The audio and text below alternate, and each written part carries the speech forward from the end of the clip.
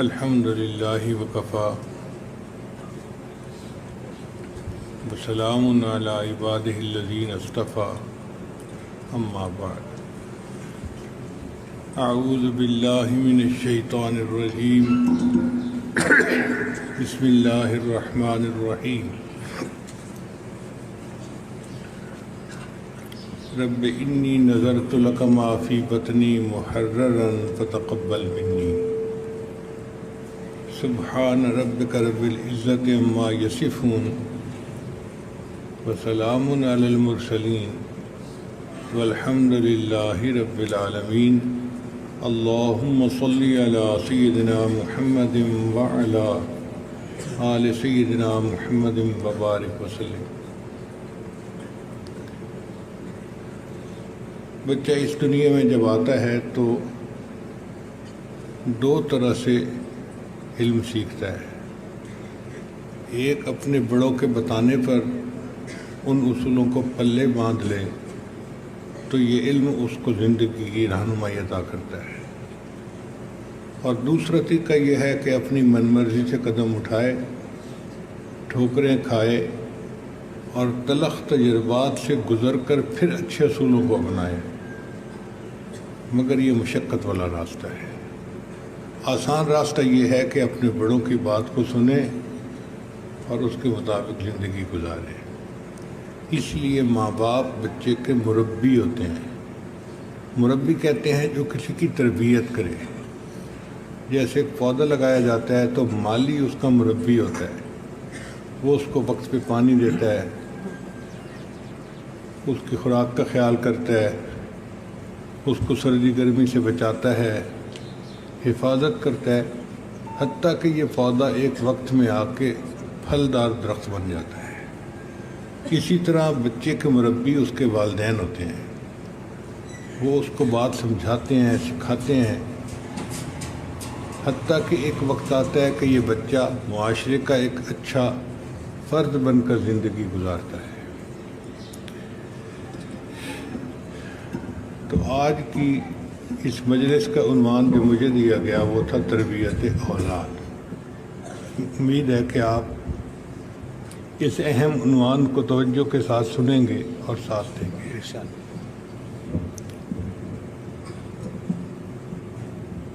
ماں باپ کو اولاد کی فکر ہوتی ہے۔ ہم نے دیکھا ہے کہ خود غفلت کی زندگی گزارنے والے ماں باپ بھی یہ چاہتے ہیں کہ اولاد نیک ہو۔ فطرتاً اللہ نے ماں باپ کے اندر یہ چیز رکھی ہوتی ہے۔ ماں کو تو اس وقت سے فکر ہوتی ہے جب ابھی بچہ ماں کے پیٹ میں ہوتا ہے۔ قرآن مجید سے ثابت ہے کہ بی بی مریم ابھی اپنی ماں کے پیٹ میں تھی کہ ان کی والدہ نے دعائیں مانگنی شروع کر دی، رب انی نذرت لک ما فی بطنی محررا فتقبل منی۔ اے اللہ، جو بچہ میرے پیٹ میں ہے میں اسے آپ کے دین کے لیے وقف کرتی ہوں، اس کو میری طرف سے قبول فرما لیجیے۔ یعنی بچہ ابھی پیدا نہیں ہوا، ولادت نہیں ہوئی بچے کی، ماں کو تو پتہ ہے نا کہ میرے پیٹ میں بچہ پرورش پا رہا ہے، تو اس وقت سے وہ فکر مند ہوتی ہے، دعائیں مانگتی ہے۔ اور باپ تو ساری زندگی اولاد کی قبولیت کی، نیکی کی دعائیں مانگتا رہتا ہے۔ آپ دیکھیے، ایک 7 سال کے بچے کو نماز پڑھنے کا حکم ہے۔ اب 7 سال کا بچہ کیا دعا مانگتا ہے؟ رب اجعلنی مقیم الصلاۃ ومن ذریتی۔ اے اللہ، مجھے بھی نماز کا پابند بنا دے، میری اولاد کو بھی۔ بھئی اس 7 سال کے بچے کی اولاد تو نہیں ہے، ابھی تو یہ بالغ بھی نہیں ہوا، مگر اللہ تو جانتے ہیں نا کہ یہ بچہ جب بالغ ہوگا اور اس کی شادی ہوگی تو اپنے وقت پہ اس کی اولاد ہوگی۔ تو اللہ نے فرمایا کہ یہ اولاد کا نیک ہونا اتنا بڑا عمل ہے کہ تم اس چھوٹی عمر سے اس کی یہ دعا مانگنی شروع کر دو۔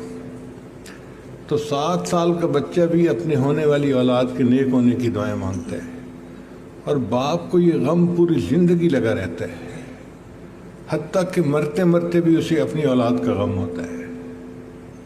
قرآن مجید سے ثابت ہے کہ حضرت یعقوب علیہ السلام کی جب وفات کا وقت قریب تھا تو انہوں نے سب بچوں کو اکٹھا کیا اور ان کو یہی پوچھا، ام کنتم شہداء اذ حضر یعقوب الموت اذ قال لبنیہ ما تعبدون من بعدی، ہے میرے بیٹو تم میرے بعد کس کی عبادت کرو گے؟ اب دیکھو بات بستر مرگ پہ ہے اور فکر اس کو بیٹوں کے ایمان کی ہے۔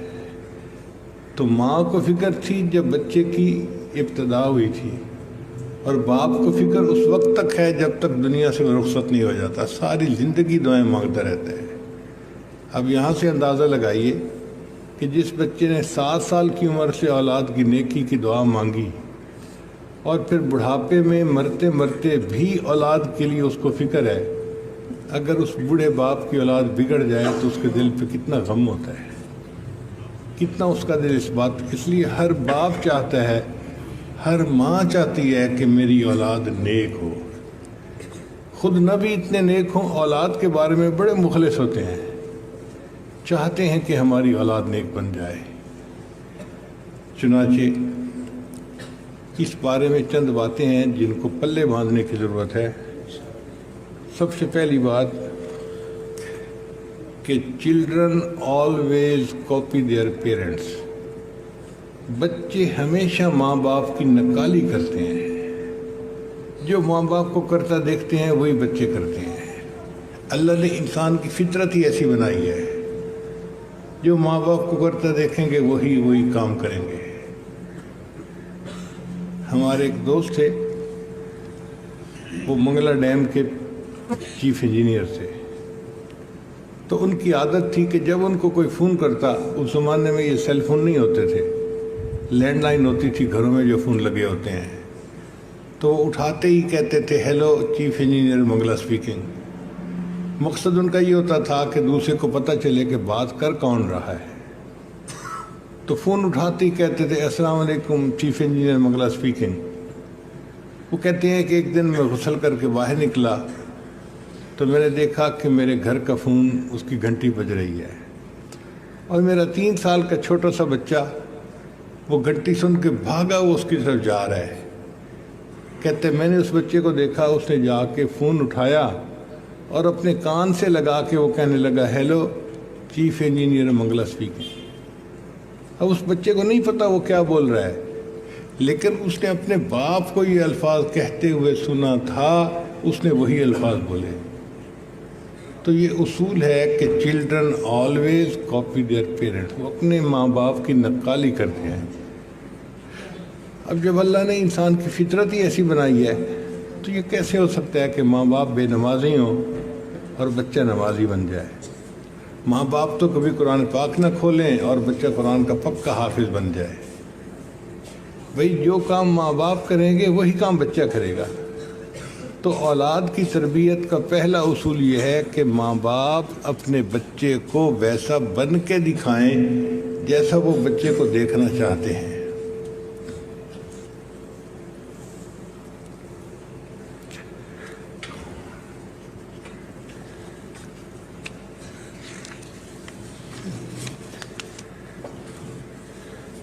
چنانچہ بچے کی ایمانی تربیت کرنا، اخلاقی تربیت کرنا، تعلیمی تربیت کرنا اور اس کو معاشرے کا ایک اچھا فرد بنانا، یہ ماں باپ کی ذمہ داری ہوتی ہے۔ اس عاجز کی کتاب بھی ہے اولاد کی تربیت کے سنہری اصول، اس کو پڑھیں تو آپ کو بہت ساری باتیں تجربے میں آئیں گی اور آپ فائدہ اٹھائیں گے۔ اپنی بیویوں کو وہ کتاب پڑھائیں تاکہ وہ بچوں کو اچھی تربیت دے سکیں۔